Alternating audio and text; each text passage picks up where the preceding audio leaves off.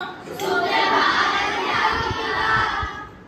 हम सभी आपको मैंने एक विषय करवाया हुआ है। आज मैं उसकी पुनरावृत्ति करवाऊंगी आपको, ठीक है। देखते हैं कितने बच्चों ने कितना समझा और कितने अच्छे से उस विषय पर अपनी पकड़ बनाई है, ठीक है। उस विषय पर चलो सारे बच्चे अपनी क्लास में नजर घुमाओ और मुझे बताओ कि आप यहाँ पे क्या क्या देख पा रहे हैं। अलमारी,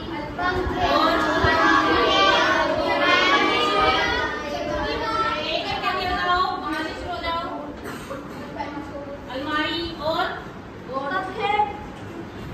खिड़की और उधर आप बताओ। बेंच यहाँ पीछे आप बताओ। बोर्ड और कुछ नहीं दिख रहा।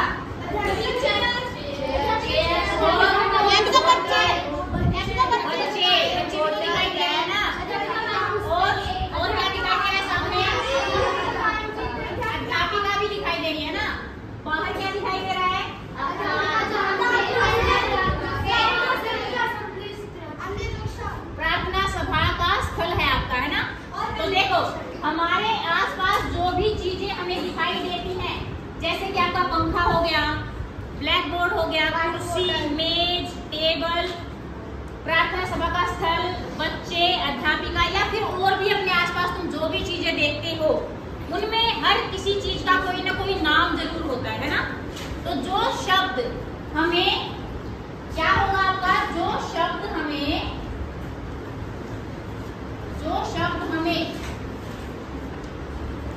किसी भी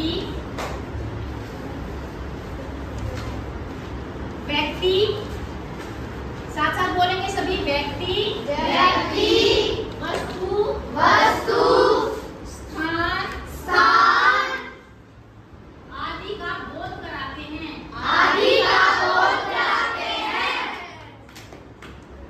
बोध कराते हैं का मतलब होता है जिनसे हमें पता चलता है कि ये किस चीज का नाम है, किसी वस्तु का नाम है, किसी व्यक्ति का नाम है या फिर किसी स्थान का नाम है। उन्हें हम क्या कहते हैं बताओ? संख्या। हमने ये पहले भी पढ़ा हुआ है, संख्या, ठीक है। इसको हम बोलते हैं संख्या। इसको आप कह सकते हो नाम, ठीक है। किसी भी व्यक्ति, वस्तु, स्थान का नाम कहलाता है, संख्या कहलाता है, ठीक है। संख्या के 3 भेद होते हैं। संख्या के 3 भेद होते हैं। 3 भेद हैं। जाति, आप लोग क्रम के हिसाब से ही बताना है। पहला क्या था? शाबाश। पहला क्या होता है हमारा? व्यक्तिवाचक।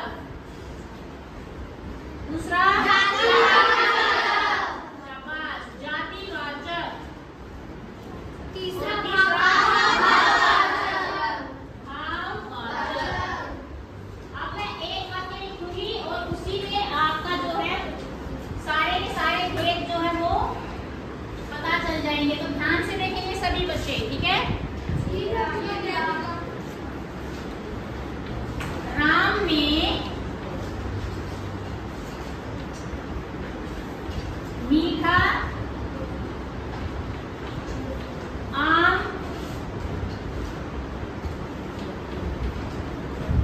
आम के पेड़ से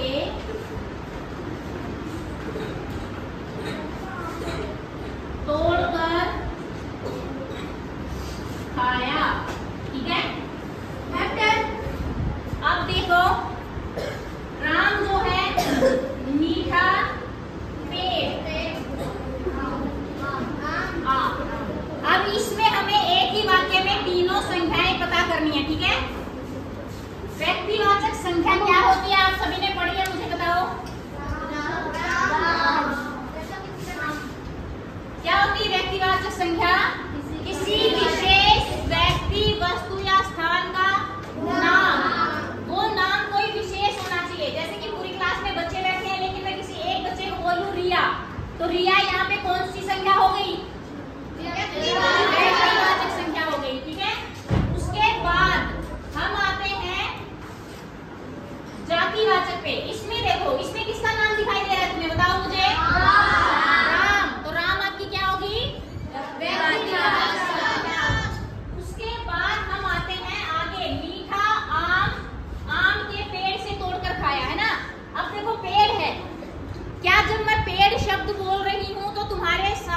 विशेष पेड़ आ रहा है या बहुत सारे पेड़ आ रहे हैं? बहुत सारे।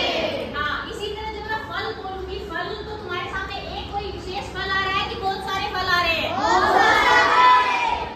बहुत सारे फल आ रहे हैं। तो देखो, जिन शब्दों से हमें किसी विशेष व्यक्ति वस्तु स्थान का बोध ना होके उसकी पूरी जाति का बोध होता है। जैसे कि पेड़, इसमें बहुत सारे पेड़ आ जाएंगे, है ना।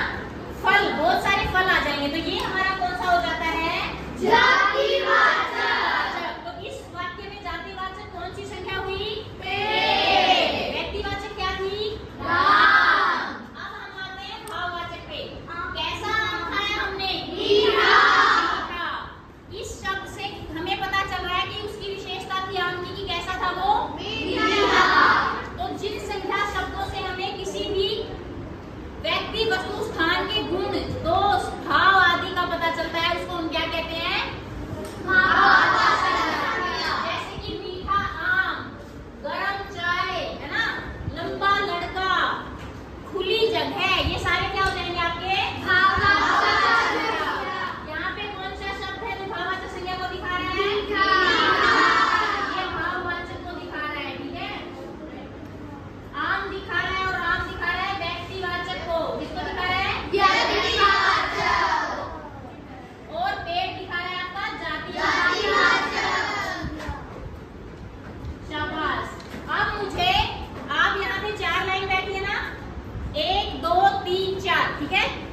एक लाइन बताएगी मुझे संख्या की परिभाषा, वो सबसे उधर वाली लाइन बताओ। संख्या की परिभाषा सभी बोलेंगे, क्या होती है संख्या?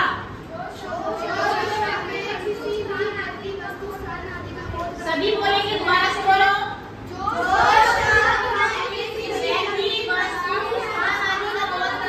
संख्या कहलाते हैं। ये वाली पंक्ति बताएगी हमें व्यक्तिवाचक संख्या के 5 उदाहरण। किसी विशेष व्यक्ति, वस्तु या स्थान का नाम, कोई भी 5 उदाहरण बताओ। राम, राजेश। और स्थान का नाम भी बताओ, वस्तुओं का नाम बताओ। Kashmir, very good. एक और? आम। शाबाश। ये वाली लाइन हमें बताएगी जातिवाचक, जिससे पूरी जाति का पता चलता हो।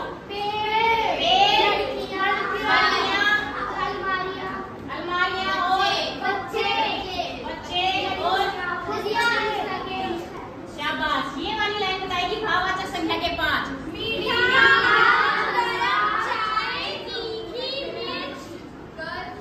और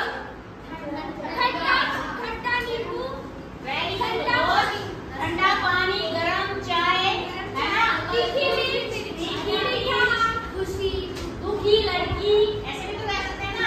सुंदर लड़की, सुंदर तस्वीर, ये सारी क्या हो जाएंगी आपकी? ठीक है।